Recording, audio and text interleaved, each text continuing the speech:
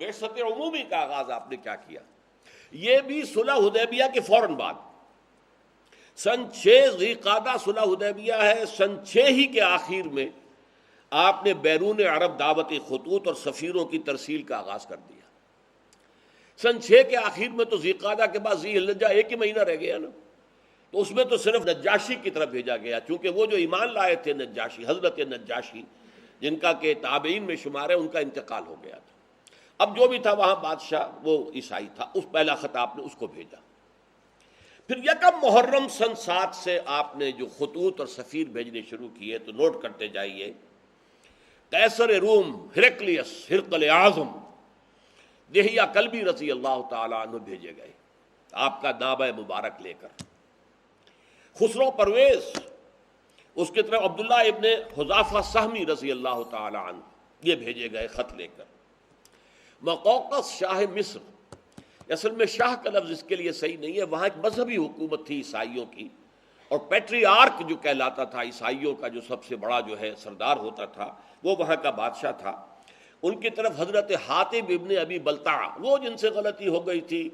فتح مکہ سے پہلے کہ انہوں نے ایک خط لکھ دیا تھا اپنے عزیزوں کی جان بخشی کے خیال سے،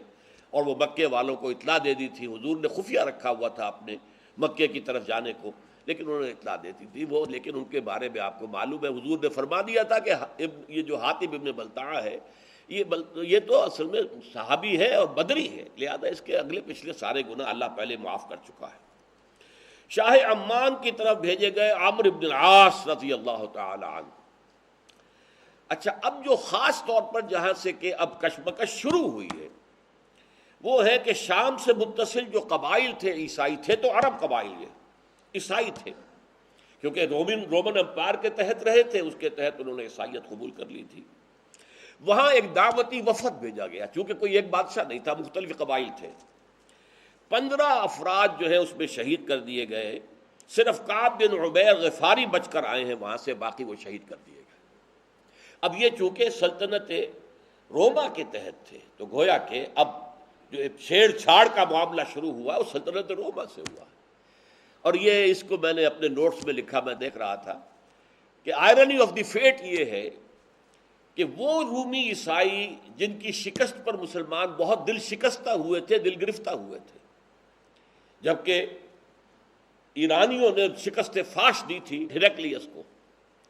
اور جن کی فتح جب ہوئی ہے یوم بدر کے وقت ہی ہوئی ہے، تو مسلمانوں نے جشن منایا تھا، اس لیے کہ ظاہر بات ہے کہ ایرانی آتش پرست تھے، مشرکوں سے قرب رکھتے تھے، اور یہ عیسائی تھے حضرت عیسیٰ کے ماننے والے، تو مسلمانوں سے قرب رکھتے تھے۔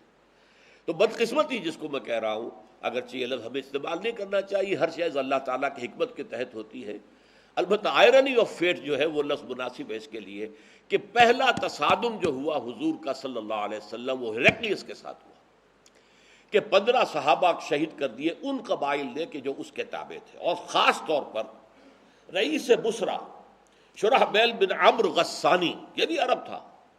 لیکن یہ بھی عیسائی تھا، باج گزار تھا، یہ بادشاہ کی شکل میں تھا، اور یہ باج گزار تھا رومی جو ایمپرر تھا اس کا۔ اس کی طرف بھیجے گئے تھے ایلچی کی حیثیت سے حارث ابن عمیر رضی اللہ تعالی عنہ، حارث ابن عمیر ازدی، اس نے ان کو بھی شہید کر دیا۔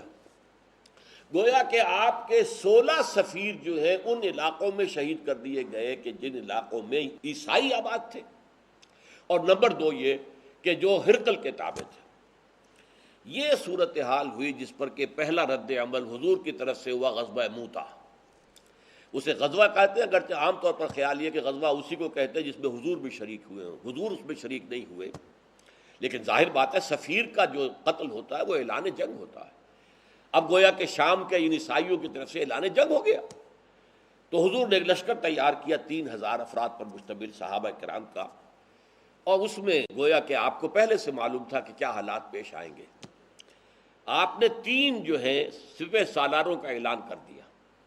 کہ پہلے زید ابن حارثہ ہوں گے رضی اللہ تعالیٰ عنہ، اگر وہ شہید ہو جائیں تو جعفر ابن ابی طالب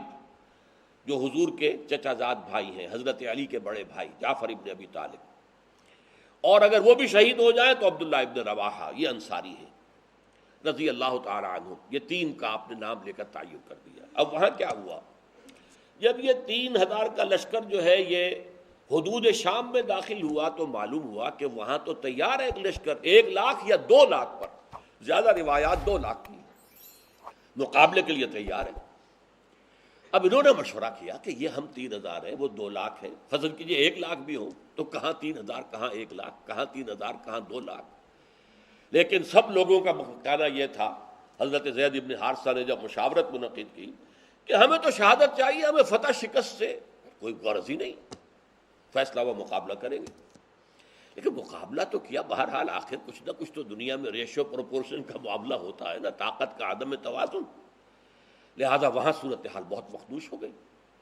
حضرت زید بن حارثہ شہید ہو گئے، حضور نے مدینے میں اعلان کر دیا زید شہید ہو گئے، اب کمان سنبھال لی ہے جعفر ابن ابی طالب نے، وہ بھی شہید ہو گئے، حضور نے اس کا بھی اعلان کر دیا۔ پھر اس کے بعد عبداللہ ابن رواحہ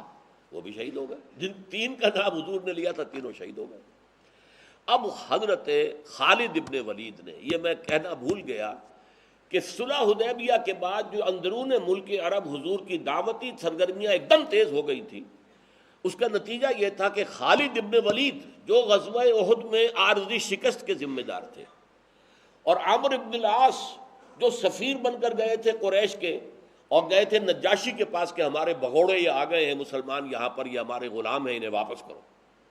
یہ دونوں ایمان لے آئے اسی دوران میں، فتح مکہ سے پہلے۔ اور حضور نے فرمایا صحابہ سے کہ مکے نے اپنے جگر گوشے تمہارے قدموں میں ڈال دیے ہیں، یعنی یہ کوئی معمولی آدمی نہیں ہے، خالد ابن ولید کوئی معمولی انسان نہیں ہے، عمرو ابن العاص کوئی معمولی آدمی نہیں ہے، مکے نے اپنے جگر گوشے جو ہیں وہ تمہارے قدموں میں ڈال دیے۔ تو حضرت خالد ابن ولید رضی اللہ تعالی عنہ اب میدان میں آئے، انہوں نے خود کمان سنبھالی اور بڑی حکمت عملی سے لشکر کو بچا کر نکال کر لے آئے۔ اس میں صرف یہ ہے کہ 12 مسلمان شہید ہوئے، باقی لشکر بچ کر نکل آیا، یہ بہت بڑی کامیابی تھی۔